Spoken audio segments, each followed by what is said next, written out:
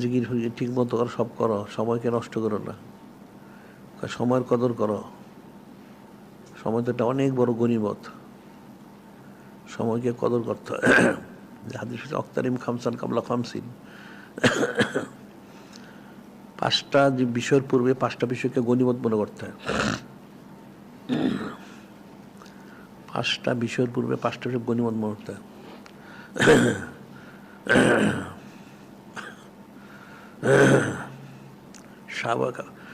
সাবাবাকা কবলা হারাবিক, অর্থাৎ মানুষ যে যুবক থাকে এই সময়টা তার যে শক্তি সামর্থ্য থাকে, পরে সেটা থাকেন, ওই সময়টাকে বৃদ্ধ হওয়ার পূর্বে এই যুবক থাকালীন সময়টাকে গনিমত মনে করো।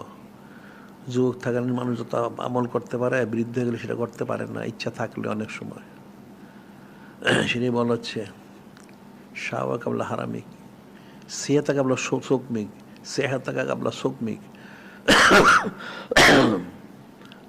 অসুস্থতার পূর্বে সুস্থতাকে, অসুস্থতার পূর্বে সুস্থ অবস্থায় মানুষ যত আমল করতে পারে, অসুস্থ হলে সেটা করতে পারে না। জ্ঞানা কাবলা ফকরিক, জ্ঞানা কাবলা ফকরিক,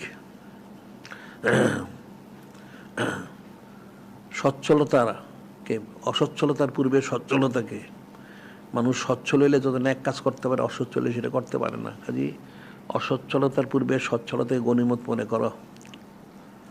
ফারাক কাবলা সুগলিক, ফারাকা কাবলা সুগলিক, ব্যস্ততার পূর্বে অবসর মুহূর্তকে, ব্যস্ততার পূর্বে অবসর মুহূর্তকে গনিমত মনে করো। এখন অবসর মুহূর্ত আছে অনেকেরই, যারা পড়াশোনা তোমার তো অনেক সময়, এটা গনিমত মনে করো। যার যখন অবসর সময়টা থাকে এটাকে সে যেন গনিমত মনে করে। ব্যস্ততার পূর্বে অবসর সময়টাকে গনিমত মনে করো। হায়াতে কাবলা মৌতিক, হায়াতাকে কাবলা মৌতিক, মৃত্যুর পূর্বে হায়াতকে গনিমত মনে করো। এই 5টা জিনিসকে গনিমত মনে করতে হবে, প্রত্যেকটার সাথেই সময়ের সম্পর্কযুক্ত। মানুষ যখন শক্তি সামর্থ্য তখন বেশি বেশি ন্যাক কাজ করতে হয়, দুর্বল হয়ে গেলে করতে পারেন না। আর সুস্থ থাকাকালীন বেশি বেশি ন্যাক কাজ করা উচিত, অসুস্থ হইলে এটা করতে পারে না। আর অবসর সময়ে তাকে ব্যস্ততার পূর্বে অবসর গনিমত মনে করো। ব্যস্ত হয়ে গেলে তখন অনেক কাজ করা যায় না, অবসর থাকলে অনেক কাজ করা হয়। আর সচ্ছলতাকে গনিমত মনে, অসচ্ছলতার পূর্বে যখন সচ্ছল থাকে যেন অনেক ন্যাক কাজ করতে পারে, গনিমত মনে করা এবং কাজে ব্যবহার করা উচিত। আর হায়াতা কাবলা মৌতিক, হায়াতাকা কাবলা মৌতিক, মৃত্যুর পূর্বে হায়াতকে গনিমত মনে করো। চোখ বন্ধ হলে সব শূন্য হয়ে যাব, এই চাকচুকমে দুনিয়া থেকে, দুনিয়াটা থাকবে না। তুমি সারাদিন কত কামাই করবা? তুমি একটা ওই খুদ করে কামাই করে ওই কবুতরের টঙও কিনতে পারো না, 100 টাকা জায়গাও কিনতে পারো না। তুমি কি সারা জীবন কি করলা? আর একটা সাধারণ বেহেশতি সে ইন্তেকাল করলে সে কমপক্ষে 10 দুনিয়ার সমান লাভ করবে। সুবহানাল্লাহ। একটা সাধারণ বেহেশতিকে সারা পৃথিবী যা আছে এরকম 10 দুনিয়ার সমান দেওয়া হবে। সুবহানাল্লাহ। আর সেখানে অনন্তকাল থাকবে সেখানে। ইন্না ইয়ামান ইনদা রাব্বিকা আলফা সানাতিন মিম্মা তাউদ্দুন।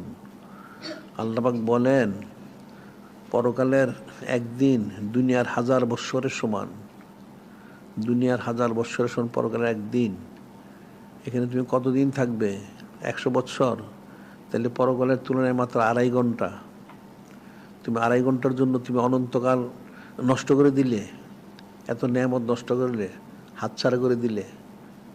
যেটা ফিকির করবে, চোখ বন্ধ হইলে পরকালে যেতে হবে, সেটা সে কালের কোনো শেষ নাই, কোনো শেষ নেই সেটা। খালিদিনা ফিহা আবাদা, সে দাইমে অনন্তকালের জন্য সে প্রবেশ করে পরকালের মধ্যে। যদি ন্যাক্কার হয় তাহলে তো অনন্তকাল সুখ শান্তি পাবে, আর যদি বিপরীত হয় তাহলে তো আজাব গজব দ্বারা সে গ্রেপ্তার হয়ে যাবে। নাউজুবিল্লাহ। কাজে দুনিয়ার মোহে মোহগ্রস্ত হয়েও না, দুনিয়াকে প্রাধান্য দিও না। মানুষ তো দুনিয়াও চিনে না, পরকালও চিনে না, দিনও বুঝে না, দুনিয়াও বুঝে না। মনে করে অনেক কিছু প্রয়োজন, হ্যাঁ প্রয়োজন আছে ঠিকই। কতটুকু প্রয়োজন? যতটুকু শরীয়ত সম্মত সেটাই আমার প্রয়োজন। শরীয়তের খেলাপটা আমার প্রয়োজন নাই।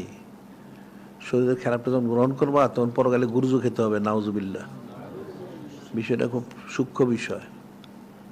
মানুষের দুনিয়ার মোহে মোহগ্রস্ত হয়ে যায়। হব্বুদ্দিনের রাসুকুল্লি খতিয়া, দুনিয়ার সমস্ত গুনার মূল। দুনিয়ার মহব্বত সমস্ত গুনার মূল, তারকুদ দুনিয়ার আসুকুল্লি এতা। আর দুনিয়ার মহব্বত তরক করা হচ্ছে সমস্ত আবাদের মূল, এটা মনে রাখবা। কাজে চক্ষু খোলা থাকা এমন তোমার দুনিয়া, চক্ষু বন্ধ হলে তোমার আর দুনিয়া নাই। আর তুমি যে সবাই তোমার 100 বছর বাঁচবে এটা চুক্তি না, অনেক অনেক আগেই গায়েব হয়, এটা মনে রাখতে হবে। আর এখন তুমি যার সময় পাচ্ছ এটা যদি সদ্ব্যবহার করো, সামনে কতটুকু সময় পেবা সেটা তো কোনো ফয়সালা নাই। সময় পেতেও পারো, নাও পেতে পারো, তখন কি ফয়সালা হবে? কাজে এখন সময় যখন পেলে তখন এক কাজ করে নাও, বেশি বেশি জিকির ফিকির করো, ইলিম চর্চা করো, সুন্নাহ ইত্তেবা করো, সব করো বেশি বেশি। তাইলে করে শুকুর গুজারি করলে আল্লাহ পাক সেটা সুযোগটা বৃদ্ধি করে দিবেন সুবহানাল্লাহ সাল্লাল্লাহু আলাইহি ওয়াসাল্লাম। আর শুকুর গুজারি না করলে জীবনে কোনো বৃদ্ধি হবে না। আল্লাহ তো বলছেন না, লাইন শাকারতুম লাযীদান্নাকুম ওয়া লাইন কাফারতুম ইন্না আযাবি লাশাদীদ। নিয়ামতের শুকুর গুজারি না করলে আমার কঠিন শাস্তি আছে, নাউযুবিল্লাহ। এটা মনে রাখবা। কাজে প্রত্যেকের এই সবকগুলি ঠিক মতো করে, বাদেশা বাদফর দুরূশিত পাঠ করবে, পাঁচান পাঠ জারি করবে, কমপক্ষে সুলতান আসকারের প্রথম স্তর পৌঁছবে। আর আমলগুলি সব একটা একটা করে সুন্নত মোবারক অনুযায়ী করবে। আর এই নিয়মগুলি আমাদের কিতাবাদিগুলি পাঠ করবে প্রতিদিন কম বেশি। আর এছাড়া কোরআন শরীফ তেলাওয়াত করবে, নসবনা মোবারক সাজা শরীফগুলো পাঠ করবে। আর প্রতিদিন সওয়াত ইখতিয়ার করবে। এটা প্রত্যেকের জন্য ফরজে আইন। কেউ বুঝুক অথবা না বুঝুক,